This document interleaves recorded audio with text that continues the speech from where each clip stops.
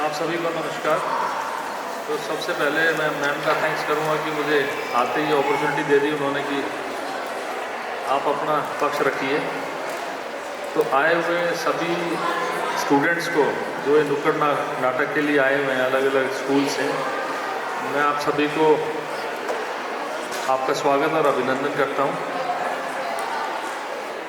और जो ये कैरियर से या बाकी आपके स्कूल मैनेजमेंट को मैं थैंक्स करता हूं कि आप लोगों ने मुझे बुलाया और इस इवेंट के अंदर जो स्वच्छ भारत और हरित भारत की बात हम कर रहे हैं, तो स्वच्छ भारत मिशन को मैं देखता हूं गुड़गांव के अंदर, पर स्वच्छता के साथ आपका अगर पर्यावरण को देखा जाए, जोड़ा जाए, तो उसका डायरेक्ट संबंध है। तो आप सब लोग मुझे लगता है कि उन्हीं मुद्दों के ऊपर अपना नुक्कड़ नाटक कर रहे होंगे, क्योंकि ये बहुत ज़्यादा हमारे मोदी जी जो हमारे प्रधानमंत्री हैं उनका एक सपना है, हमारे गांधी जी जो राष्ट्रपिता हैं उनका एक सपना था कि हमारा देश स्वच्छ रहे, साफ सुथरा रहे और पर्यावरण हमारा अच्छा रहे। आज गुड़गांव के अंदर सबसे ज़्यादा जो बड़ा चैलेंज है वो चैलेंज हमारे लिए गार्बेज है। और गार्बेज भी अलग अलग टाइप का रहता है। आपको अब पता होगा कि जो CND वेस्ट होता है, हमारा कंस्ट्रक्शन और डेब्रिज होता है, और वेट वेस्ट होता है जो हमारा किचन वेस्ट से जो वेस्ट निकलता है, और प्लास्टिक वेस्ट जो आपको पता है कि आज के दिन सिंगल यूज़ प्लास्टिक को हमने बैन किया हुआ है। तो इन सभी के कारण हमारे पर्यावरण को बहुत नुकसान होता है। तो उस नुकसान से बचने के लिए हमें हमेशा प्रयासरत रहना चाहिए। और आज के दिन जो आप बच्चे हमारे सामने हैं, ये हमारा भविष्य है, जो आगे आप लोगों को अपने पर्यावरण का और अपने देश का ध्यान रखना है। तो मेरा यहाँ पे सभी स्टूडेंट्स बैठे हैं, उनसे एक ही रिक्वेस्ट है कि गार्बेज को जितना मिनिमाइज़ किया जा सकता है, जितना रिड्यूस किया जा सकता है, तो हमें सबसे पहले उस पर बल देना है। बाद में आता है आपका रिसाइकल, कि जो गार्बेज हमारा है, चाहे प्लास्टिक वेस्ट हो चाहे वेट वेस्ट हो, उसको रिसाइकल करना है, जितना हो सके रीयूज़ करना है। तो तीनों जो RRR पॉलिसी है उस पर हमें काम करना है। तो आज के दिन जो हमारा सबसे बड़ा चैलेंज जो गुड़गांव के अंदर है कि हमारा गार्बेज हम सेग्रीगेट नहीं करते, अलग अलग करके रैक पिकर्स को, या हमारा जो गार्बेज कलेक्टर आता है उसको देते नहीं हैं। तो सबसे पहला कार्य आप बच्चों को यही करना है कि अपने घरों में, अपने स्कूल में, अपने टीचर्स से ये रिक्वेस्ट करनी है कि कोई ना कोई गोष्ठी सेमिनार करें जिसके ऊपर ये बताया जाए कि गार्बेज को सेग्रीगेट करके दिया जाए, और उसको जितना सॉर्टिंग करके दोगे उतना उसको प्रोसेस करना, उसको मैनेज करना बहुत आसान है। अगर गार्बेज को मिक्स करके दे देते हैं तो गार्बेज की ना तो वो क्वालिटी रहती है और ना उसको आगे सॉर्टिंग या सेग्रीगेट किया जा सकता है। तो सबसे पहला जो मूल मंत्र है कि सोर्स पे सेग्रीगेशन, कि अगर आपके स्कूल में गार्बेज कलेक्ट होता है तो सभी अलग अलग डस्टबिन में जाए, उसके बाद रिसाइकलर्स उसको अच्छे से प्रोसेस कर सकते हैं। तो आज के दिन अगर हमारा देखा जाए तो जो बंदवाड़ी में हमारा सारा वेस्ट जाके गिरता है, तो आपको अंदाज़ा नहीं होगा कितना वेस्ट गिरता है। आपको लगता है हमारे घर से तो एक थोड़ा सा छोटा सा डस्टबिन था, हमने सिर्फ वो खाली किया है, परंतु पूरे गुड़गांव और पूरे फरीदाबाद का कूड़ा मिलके 1200 ton per day waste Gurgaon से जाता है, 1200 टन, और 1000 टन आता है आपका फरीदाबाद से।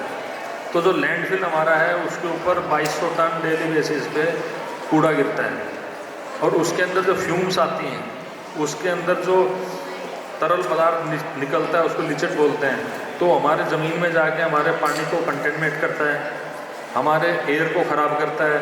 उसमें मीथेन गैसेज और ऐसी ऐसी हैज़ार्डस गैसेज जनरेट होती हैं जो कि आपके स्वास्थ्य के लिए बहुत नुकसानदायक है।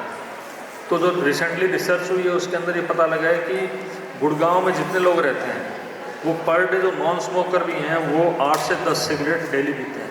एक बच्चा ही पीता है और बड़े ही पीते हैं।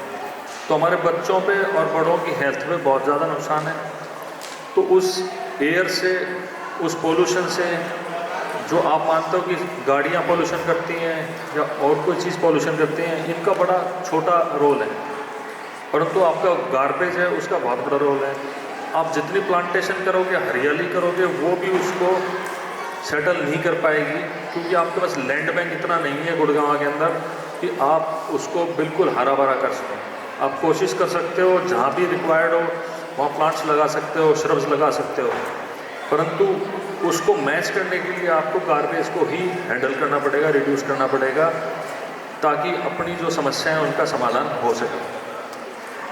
तो गार्बेज को अगर आप रैक पिकर को देते हो तो आपको लगता है कि 50-100 रुपये में वो आपका गार्बेज को उठा के ले गया, पर लेके कहाँ गया? अगर आप उसकी जर्नी को ट्रैक करोगे तो जर्नी ये है कि वो जाके वहाँ पहाड़ पे गिरता है, और पहाड़ पे बड़ी गैसेस बनती हैं, आपके पानी को ख़राब हो, वो पानी एक्सट्रैक्ट करके हम पीते हैं, वो कैंसरस है। तो मेरा मतलब ये है कि वहाँ पे जाके हमें उसको प्रोसेस करना पड़ता है। जो नेशनल ग्रीन ट्रिब्यूनल हमारा NGT है, वो हमारे ऊपर पेनल्टीज लगाता है 100 करोड़ रुपए।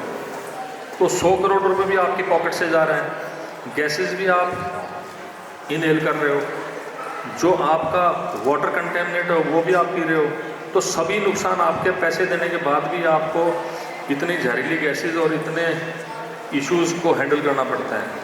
तो मेरा आपसे रिक्वेस्ट ये है कि अगर आप सेग्रीगेट करके देंगे, आज यही आपको बता रहा हूँ कि सोर्स पे जो आपके घर पे वेस्ट जनरेट होता है उसको अगर सेग्रीगेट करके देंगे तो हमारे लिए हैंडल करना बड़ा आसान काम है। अदरवाइज़ उसको वेस्ट को हमें वहाँ डालना पड़ता है, और वहाँ पे एजेंसीज आती हैं, वो काम करती हैं, उसको अलग अलग करती हैं। जो लेगेसी वेस्ट हो गया, जो हमारा कूड़ा पड़ पड़ के पहाड़ बन गए, तो वो कम से कम 50 लाख टन हो चुका है, 50 लाख टन। उसको प्रोसेस करते करते आज भी हमारे पास 22-23 लाख टन हमारे पास पड़ा हुआ है, और डेली बेसिस पे जाके इकट्ठा होता है, वो अलग है।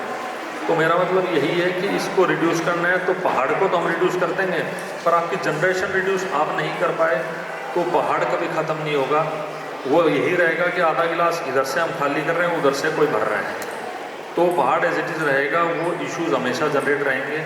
तो आपसे रिक्वेस्ट यही है कि अपने वेस्ट को कम से कम रिड्यूस करें, उसको रीयूज़ करने पे जाएं, और ऐसा करें कि जो आपका रिसाइकलेबल है उसको रिसाइकलिंग के लिए दें। तो इन्हीं शब्दों के साथ मैं आपको सभी को शुभकामनाएं देता हूं, और स्कूल प्रशासन का धन्यवाद करता हूं कि उन्होंने ऐसी